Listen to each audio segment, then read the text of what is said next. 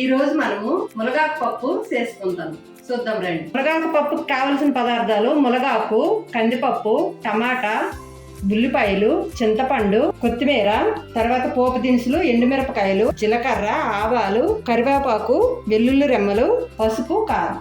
ఇప్పుడు మనము ముందుగా కందిపప్పు తీసుకోవాలి. శుభ్రంగా కడుక్కోవాలి. ఒక 2 సార్లు బాగా కడుక్కోవాలి.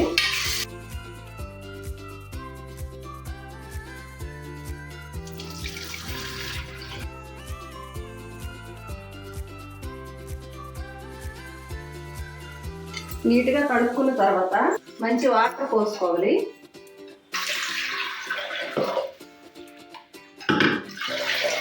తగినన్ని వాటర్ పోసుకున్న తర్వాత ఈ మునగాకు మాత్రము మంచిగా ఒలుసుకోవాలి.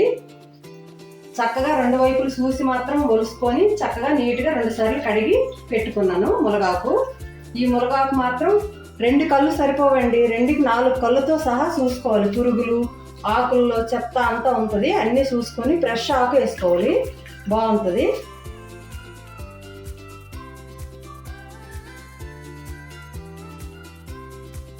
ఇప్పుడు టమాటాలు వేసుకోవాలండి. 2 పెద్ద టమాటాలు 2 కానీ 3 కానీ తీసుకోవాలి. టమాటాలు వేసుకోవాలి. 2 పెద్ద ఉల్లిపాయలు, మీడియం సైజు ఉల్లిపాయలు కూడా పెద్ద పెద్ద ముక్కలు కట్ చేసి వేసుకోవాలి. తర్వాత టమాటాలు 3 వేసుకున్నా కాబట్టి కొంచెం వేసుకున్నానండి చింతపండు. కొద్దిగా నిమ్మకాయ కన్నా ఇంత చిన్న తక్కువ వేసుకోవాలండి. కొత్తిమీర కూడా వేసుకోవాలండి. ఇప్పుడేని వేసుకున్న తర్వాత మనం కొంచెం పసుపు వేసుకోవాలండి. 1 స్పూన్ పసుపు వేసుకోవాలండి. ఇగో తర్వాత కారం కూడా వేసుకోవాలండి. వీటిలో పచ్చిమిరపకాయలు వాడొద్దు. కారం 2 స్పూన్లు వేసుకోవాలండి. కారం వేసుకున్న తర్వాత వాటర్ ఒకసారి చూసుకొని మనం కుక్కర్ బిగించాలండి. నాకైతే కొంచెం వాటర్ పడతాయి.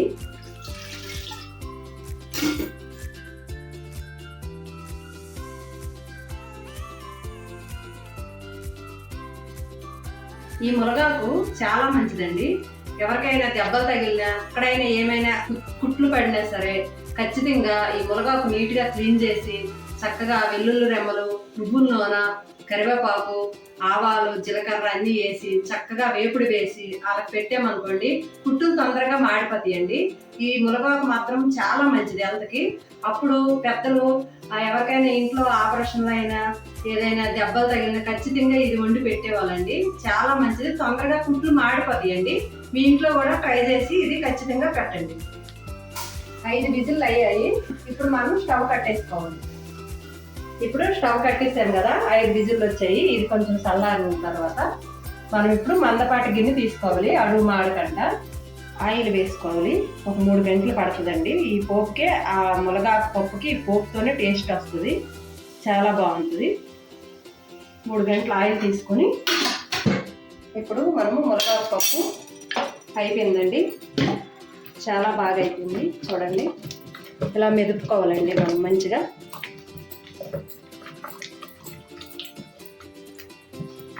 మరీ మెత్తగా పేస్ట్ లాగా అయిపోకన్నా కొంచెం పలుకు ఉండాలండి. చాలా బాగుంటుంది మునగాకు పప్పుకి.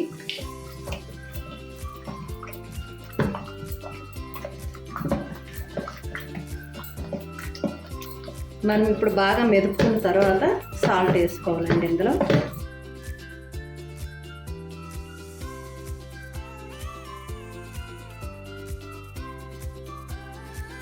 ఇప్పుడు ఒక 2 స్పూన్లు ఉప్పు వేసుకోవాలండి.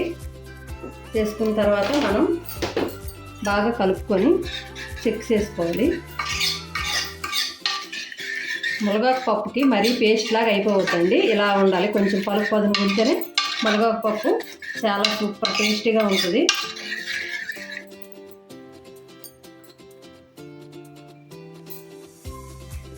సూపర్గా ఉందండి. ఇప్పుడే అసలు ఎంత బాగుందంటే అంత బాగుందండి. ఇప్పుడు మనము వెల్లుల్లి రెమ్మలు వేసుకోవాలండి. వెల్లుల్లి రెమ్మలు కూడా మరీ పొడిగా దంచి వద్దు, కచ్చపచ్చ దంచాలి. తర్వాత కరివేపాకు,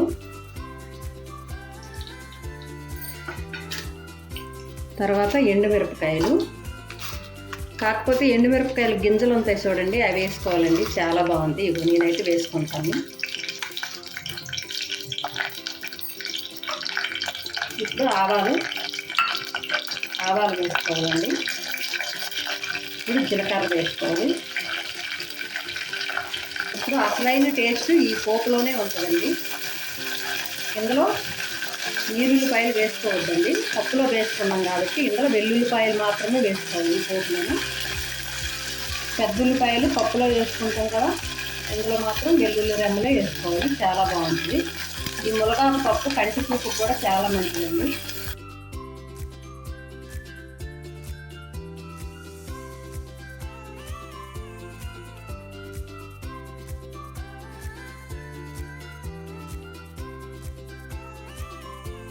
పోపు వేగిపోయిందండి.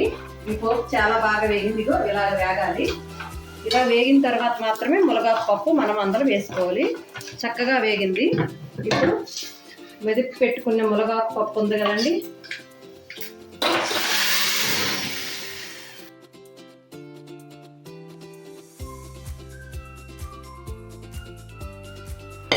చూడండి. ఇప్పుడు ఈ మునగాకు పప్పు ఎంత కలర్ఫుల్గా ఎంత బాగుంది. స్టవ్ కట్టేయడమేనండి, అంతే. ఇదిగో అండి, మునగాకు పప్పు చాలా ఈజీగా రెడీ అయిపోయింది. ఎంతో టేస్టీగా హెల్తీగా చాలా బాగుంటుందండి. ఈ మునగాకు పప్పు మీకు నచ్చినట్టయితే లైక్ చేయండి, షేర్ చేయండి, సబ్స్క్రైబ్ చేయండి.